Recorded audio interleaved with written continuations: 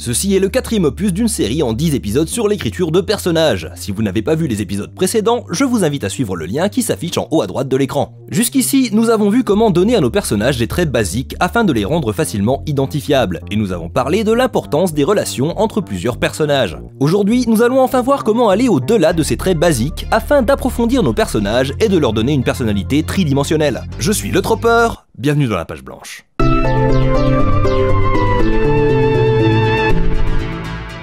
Cette étape est sans doute la plus cruciale de toutes. Si votre récit repose sur la capacité du public à s'intéresser à vos personnages, c'est ici que tout se joue. C'est le moment où l'on dépasse les archétypes et les rôles pour insuffler la vie dans nos créations. Oui, la nécromancie est une aptitude essentielle chez les auteurs.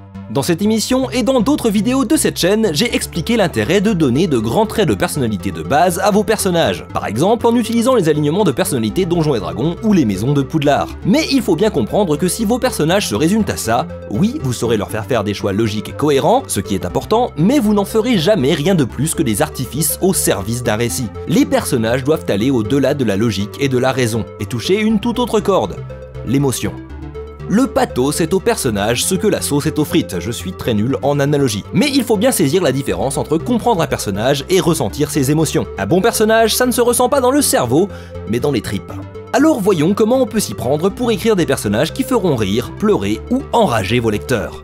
Le premier conseil que je donnerais, c'est que vos personnages ne doivent pas apparaître ex nihilo. Si vous souhaitez savoir qui ils sont, vous devez comprendre d'où ils viennent. Le passé d'un personnage ou sa backstory est un élément essentiel à sa personnalité. Qu'on le veuille ou non, notre expérience dans la vie forge qui nous sommes, en bien ou en mal. Si vous voulez donner vie à un personnage, commencez par lui donner une histoire. Attention, je ne dis pas nécessairement qu'il faut raconter cette histoire. On n'est pas obligé d'avoir un flashback par personnage dans chaque chapitre, sauf si on écrit un shonen. Mais pour l'auteur, connaître cette histoire et peut-être la suggérer dans le récit, c'est un bon moyen de donner à un personnage une première couche de profondeur. Un trope souvent critiqué aujourd'hui, c'est de commencer une histoire par le réveil du protagoniste. Et je pense qu'en soi, le problème avec ce choix, c'est que très souvent, il ne raconte rien sur qui le personnage est et d'où il vient. On se réveille tous les matins, ça n'a aucune signification. Pire, en commençant au réveil du protagoniste, on démarre de zéro. On ne rencontre pas notre personnage dans une action qui nous indique qu'il y avait plus à raconter avant. Avant, il dormait et maintenant, il est réveillé. Je vous conseillerais plutôt d'inventer une histoire à l'introduction du personnage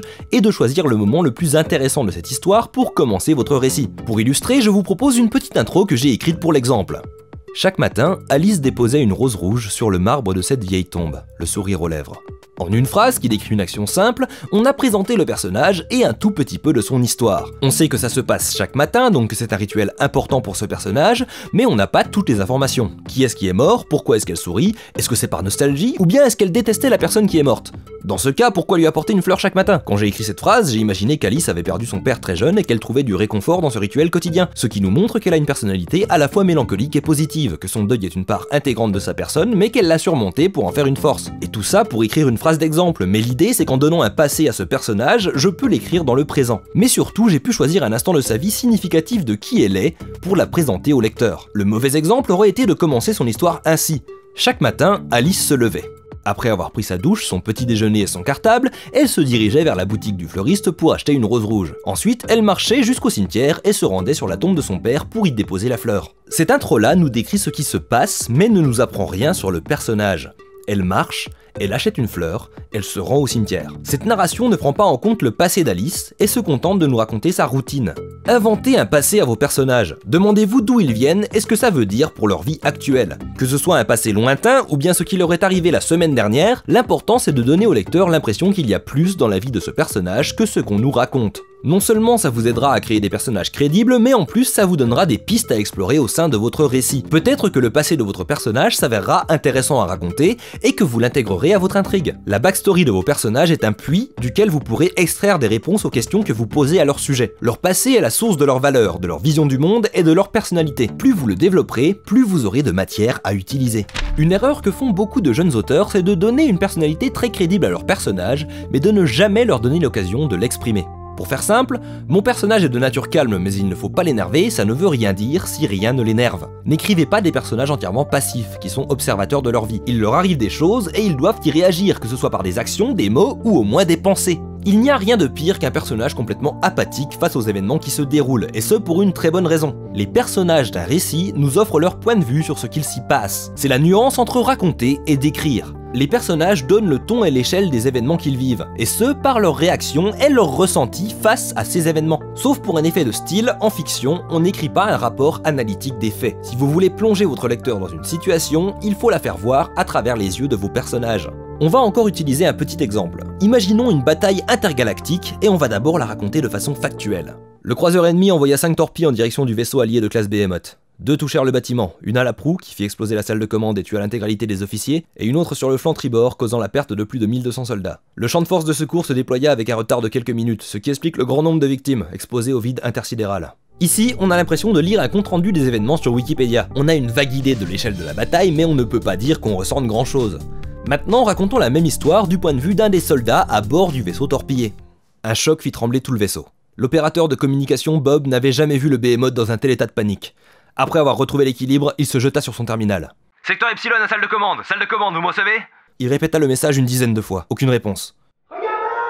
Lança un de ses camarades en pointant le hublot. Pas étonnant que les officiers n'aient pas pu répondre. Leur corps flottait dehors. L'ennemi avait touché la salle de commande. Le vaisseau était décapité. Bob voulait se jeter dans un coin pour vomir, mais il était désormais le sous-officier le plus gradé du Behemoth. « Restez pas plantés là !» ordonna-t-il. « Le champ de force de secours n'est pas activé. Je veux 3 hommes avec moi pour rejoindre ce qui reste de la salle des commandes et l'activer manuellement. » Bob vit une deuxième torpille frôler le vaisseau. Il n'y avait pas une seconde à perdre. C'est pas de la grande littérature, mais ici j'ai raconté une histoire. La différence, c'est que j'ai un personnage qui ressent des choses physiquement ou émotionnellement et qu'il réagit en conséquence. Et c'est le strict minimum. Si vos personnages ne ressentent rien et ne font rien, comment voulez-vous que vos lecteurs pensent que l'histoire qu'on leur raconte est importante ? N'oubliez pas que vos personnages vivent le récit si vous voulez rendre votre récit vivant. On dit également que le diable est dans les détails, et effectivement les détails sont importants pour créer des personnages uniques. Des petites choses toutes simples peuvent grandement aider à donner de la profondeur à un personnage, que ce soit un petit tic qui les pousse à entortiller une mèche de cheveux avec leurs doigts quand ils sont nerveux, ou un accessoire dont ils ne se séparent jamais, les détails sont importants. Ce sont des petites choses qui peuvent paraître insignifiantes, qui n'ont pas forcément un rôle important dans l'intrigue, mais qui donnent vie à vos personnages. Attention, ce n'est pas parce qu'ils ne jouent pas un rôle dans le récit que les détails ne racontent pas leur propre histoire. N'en ajoutez pas juste pour en ajouter. Un bon détail est un détail qui nous en apprend plus sur le personnage. Il peut nous aider à mieux cerner sa personnalité, ou au contraire sous-entendre un trait de ce personnage qui n'est pas évident au premier abord. Inspirez-vous de la vraie vie pour les détails. Tout le monde a un petit truc unique et bizarre. Une passion étonnante, un bijou original, une étrange manie. Trouvez des détails qui vous intriguent chez les gens que vous connaissez et vous trouverez l'inspiration pour vos personnages. Peut-être que vous avez vous-même des petits détails bizarres que vous pouvez insuffler dans vos histoires. En tout cas, on va essayer de faire de notre mieux pour insuffler de la vie dans l'histoire que nous racontons cette saison. Aujourd'hui, nos archétypes vont enfin devenir de véritables personnages en appliquant tout ce que nous avons vu jusqu'ici. On va donc leur donner à chacun une backstory. Nos 4 personnages ont un passé qui définit qui ils sont aujourd'hui. Par exemple, Jargluk vient d'une longue lignée de barbares héroïques et en grandissant, il a toujours dû porter les attentes de sa famille sur ses épaules et perpétuer la tradition. À cause de ça, il n'a jamais vraiment su s'exprimer en tant qu'individu et a toujours fait ce qu'on attendait de lui. Il a notamment une relation compliquée avec son père, le barbare Jurglak, qui a rarement fait preuve d'affection à son égard, victime des mêmes attentes et traditions. Pourtant, quand il était plus jeune, Jargluk s'était découvert une passion pour l'entomologie et les insectes en général. Mais son père avait ridiculisé cette passion en la découvrant, la considérant comme indigne d'un grand héros. Jargluk a ainsi appris à réprimer son individualité pour ne pas contrarier Jurglak. Avec ce passé, on établit que le personnage possède un conflit interne qui explique son désir et son besoin, ce qui nous laissera de la place pour le faire évoluer, mais ça, ce sera au prochain épisode. Passons maintenant à Noralbar qui a une histoire assez similaire. C'est un grand classique d'opposer le protagoniste et l'antagoniste dans leur backstory comme un reflet l'un de l'autre, nous permettant d'explorer les thématiques soulevées par le récit. Ainsi, Noralbar vient d'une longue lignée de seigneurs du mal et a une relation similaire avec sa mère qui ne lui a jamais autorisé de s'exprimer dans sa passion pour le jardinage et l'a forcé à suivre dans ses pas. Abusive et violente, elle a rabaissé sa passion et lui a dit qu'il ne serait jamais à la hauteur. Poussé à bout, Noralbar a fini par tuer sa propre mère et devenir le plus grand des seigneurs du mal pour lui prouver le contraire. Noralbar est ainsi un reflet de notre protagoniste. Tous les deux refoulent leur individualité à cause de la pression d'un de leurs parents. Mais même si Noralbar a tué sa mère, il reste soumis à sa vision du monde et sous son emprise. Berthilda, notre princesse cynique et désabusée, est régulièrement enlevée par des seigneurs du mal depuis son enfance. La situation est routinière pour elle. Passer quelques jours dans un donjon, soit jusqu'à ce qu'un héros ne la sauve ou que son père le roi ne daigne payer la rançon, pour elle ça fait partie du boulot de princesse et chaque boulot a ses inconvénients. Elle a bien essayé de quitter cette vie, mais difficile de passer incognito dans un royaume où ton visage est frappé sur toutes les caisses de monnaie et à chaque fois elle a donc fini encore kidnappée, ce qui l'a rendue très blasée.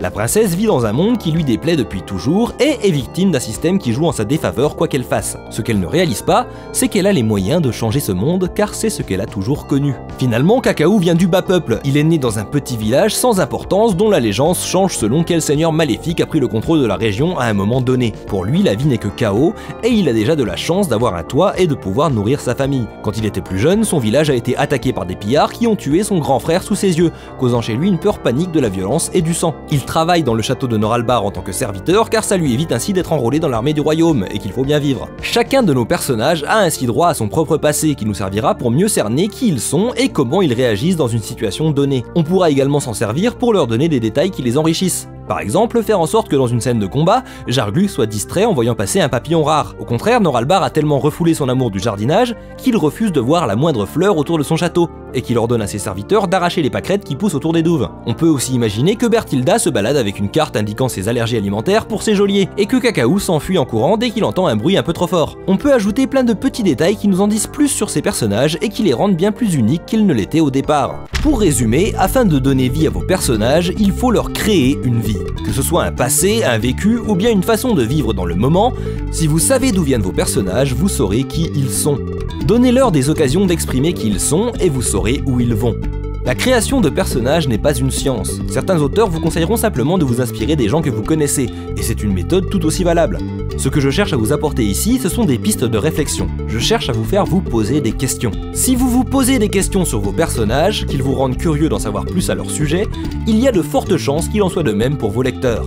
D'une certaine façon, on rencontre les personnages qu'on crée. Au fur et à mesure qu'on explore leur histoire, on en apprend plus sur eux et on peut mieux les écrire. Souvent, les détails qu'on ajoute sur nos personnages naissent organiquement de la vie qu'on leur a imaginée, puisqu'on a découvert qu'ils avaient vécu tel ou tel événement et qu'on s'est dit logiquement que ça a dû les mener à adopter tel ou tel comportement. Alors pour répondre à la question comment créer des personnages tridimensionnels, je vous dirais qu'il faut partir à leur rencontre.